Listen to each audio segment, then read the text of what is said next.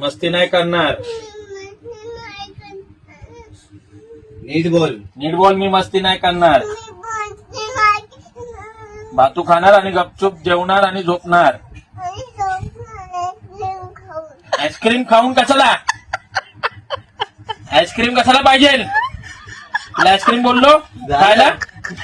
मानाची टांगीला आईस्क्रीम बोललो. कान पकड, कान पकड. वरती बस. संडे आहे आता, पाऊस पडतोय. काय नाही बाबांनी दिलंय तर काय? बाबांना उलट टांगू? हा टाकू बाबांना उलट? काय बोलते नाही. सांगू का? बाबांनी दिलं ना? कोणी आणलेलं आईस्क्रीम? मामाने आणलेलं. मामाला उलटा टांग तिच्या. मामाने आणलेला. मामाला टांगू उलटा? हा मामाला टांगू उलटा? मामाला मामा बरोबर हिला पण टांगतात रशी बांध. नमस्कार मित्रांनो, स्वागत आहे तुमचे एका नवीन व्हिडिओमध्ये. तर छोट्याशा चिमुकलीला बघा, तिचे पप्पा किती दाब देत आहेत. ते चिमुकली जेवण करत नाही म्हणून तिचे पप्पा दाब देत आहेत.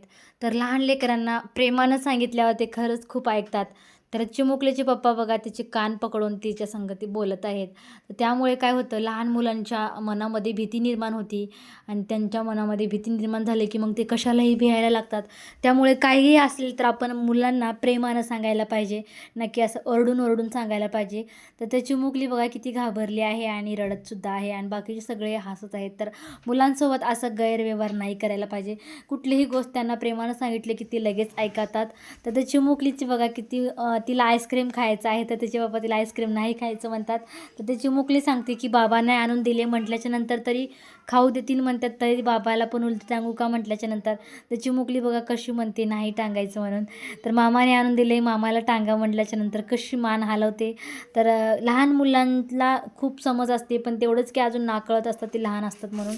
तर त्यांना सांगितल्याच्या नंतर त्यांना कळतं, पण त्यांना प्रेमानं सांगायला पाहिजे, ना की ओरडून रागाने दाब देऊन नाही सांगायला पाहिजे. कारण त्यांच्या मनामध्ये भीती निर्माण झाली की मग ते पुढे चालून खूप वाईट असतं. तर या चिमुकलीबद्दल तुम्हाला काय वाटतंय नक्की कमेंटमध्ये सांगा. धन्यवाद.